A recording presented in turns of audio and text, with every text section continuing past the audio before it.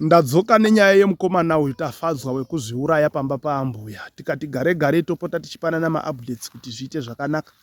Ndofunga munozviziva kuti panapa pautindi nyaya dzedu tinofambira kusvikira yapera. Hatingobudisi nyaya tosiya vanhu vakahenga. Dzedu dzinopera kana dzatozopera, ndokupera kwenyaya dzacho. So ndine masoko andinawo panapa andauya nawo akatikoshera. Soko rekutanga nderekuti takuenda kwanyika iko kubhikita kwacho ikoko kwameno takapiwa madirections pane vataifonera nevamwe vaitifonera. So tine information yataunganidza pari zvino yatinoda kushandisa. Saka neinformation iyo yataanayo taona kuti zvakakosha kuti tiende kwaChief Mazungunye. Totangira tiri paChief tichiisa information nekutsvaga kuona kuti tingawana here hama dzemufi uyu.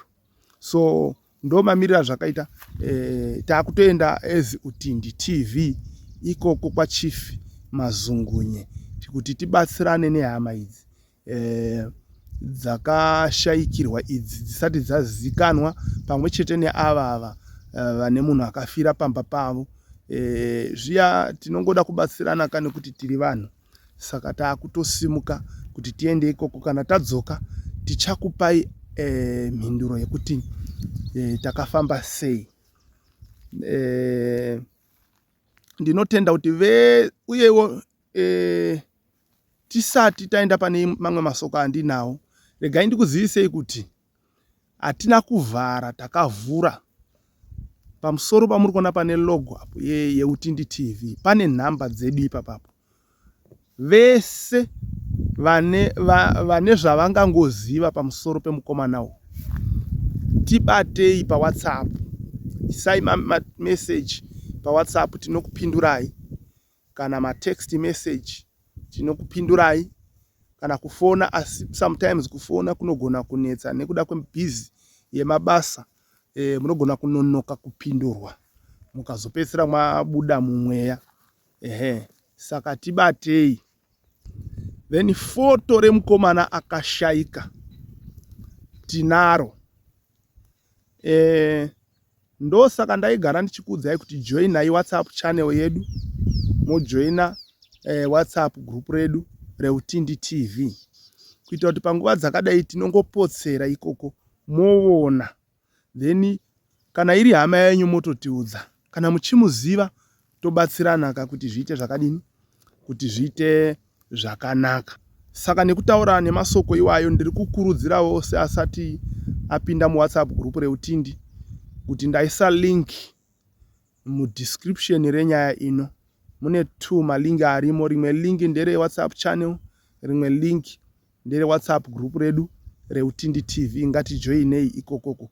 Tichapota kana masvika ikoko munongotiyeuchidza, kana even kuinbox kwema-admin arimo mungoti tiri kukumbirawo foto remukomana uya, munorikandirwa. Asi mugurupu richagara richidini, richiiswa zvaro kuita kuti zviite zvakanaka ipapapa. Right, imwe nyaya yandiri kuona yakakosha yandinoda kutaura nezvayo inyaya yekusiyana kwanga kwakaita zera remurume afa uyu nemukadzi waasiya uyu. Ndakaona kuti mucomment section nyaya iyo yakataudza. Vazhinji vakawanda vaiblema mudzimai uyu kuti sei uchidanana nemurume ane zera nemwana wenyu. Ini ndakaenda paground, zvandakaona nezvandakanzwa zvinondiita kuti ndichirega kumublema kuti sei aidanana nemunhu mudiki kwaari. Hama dzinopupura kuti vachifamba apo kana vakamira apo waisafunga kuti murume mudiki.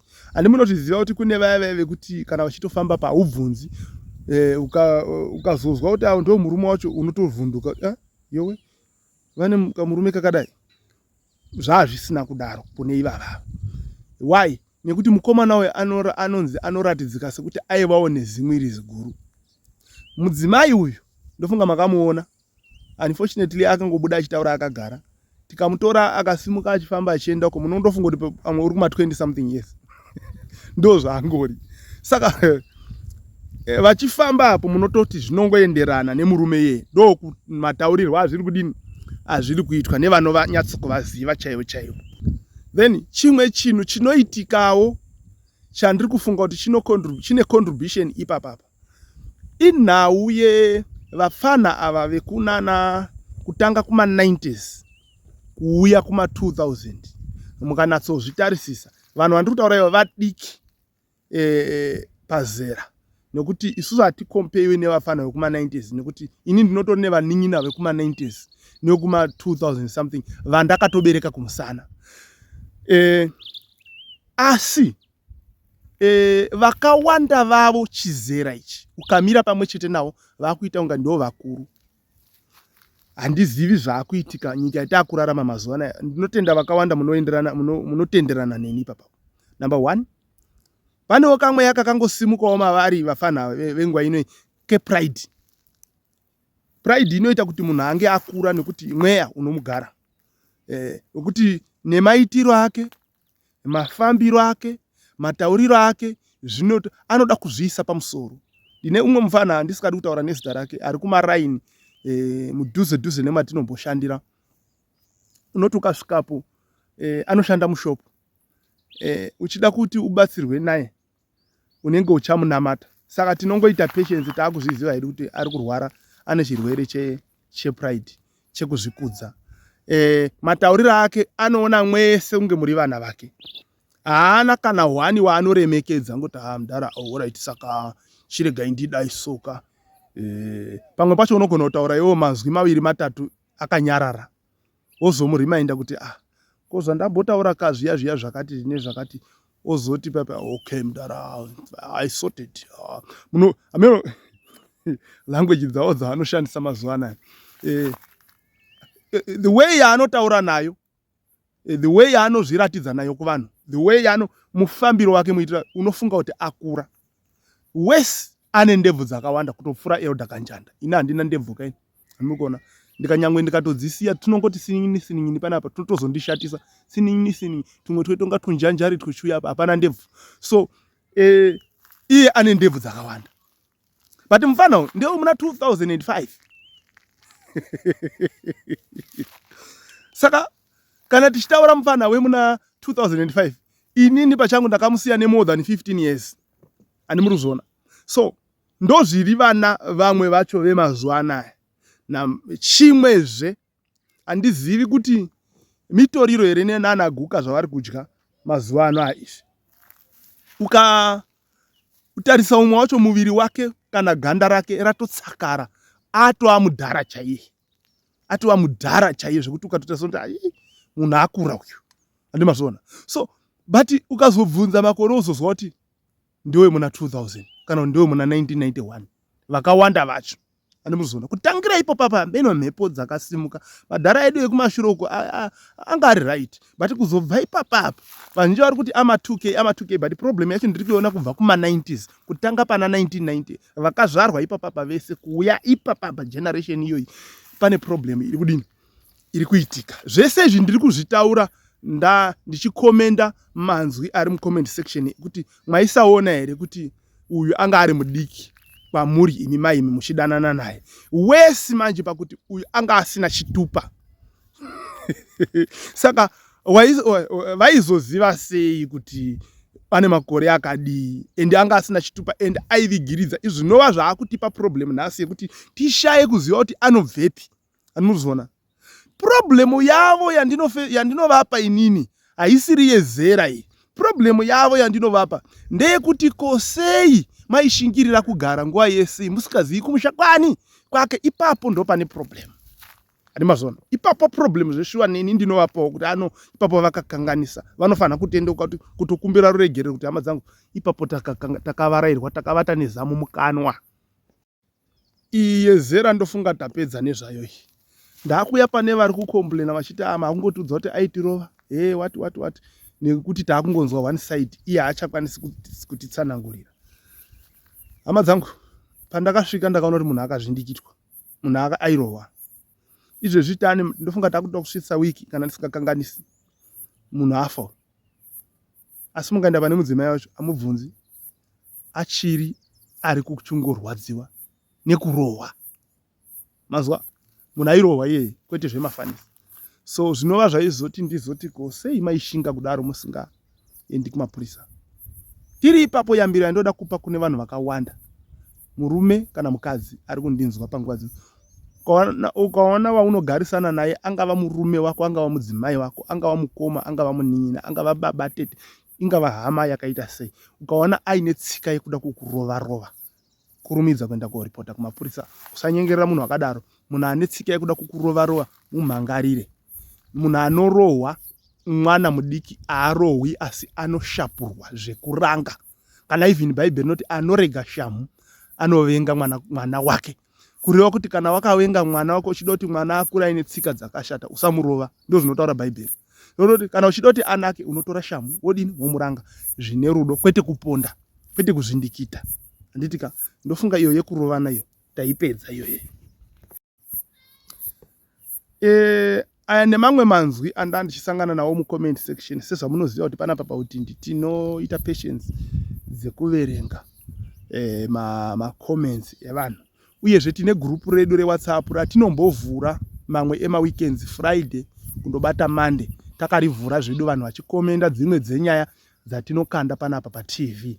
So vese vanoda kupinda mugrupu iroro, ndapota endai mudescription renyaya inoyi muwane malink arimo. Pane WhatsApp channel, pane WhatsApp group. Vasingazvigoni tati ngotiisirai WhatsApp, musafona varuda kuya kuWhatsApp, ngoisai WhatsApp. Uye munaita patience, mukaona WhatsApp yenyu yanonoka kupindura, tinopindura. Musamhanya ndazoti ndati ndisei muWhatsApp, ndati no, tinokupindurai nyangwe mukasenda ka1, tinokupindurai. Namba dzedu dzeWhatsApp ndo dziri palogo apo pamusoro apo. God bless you. Mwari akuitirei zvakanaka. Tosangana muchikamu chinotevera. Thank you very much. Fear not, sin not.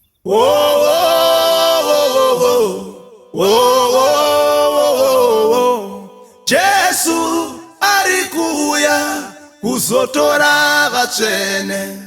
Tarirai zviratidzo zvenguva zvava kuoneka.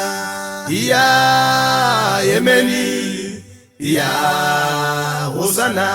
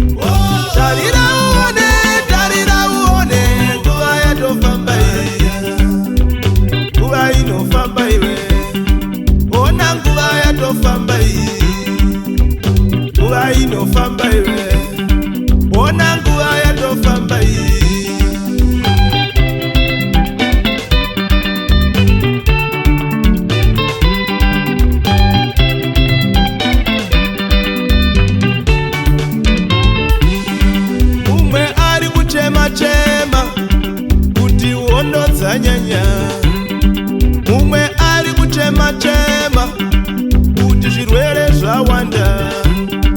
Mumwe ari kuchema kuti mvura aichanai. Mumwe ari kuchema afunga zveidai. Mumwe ari kuchema vachoza vana vapedzana. Kwemakwerunde, Yesu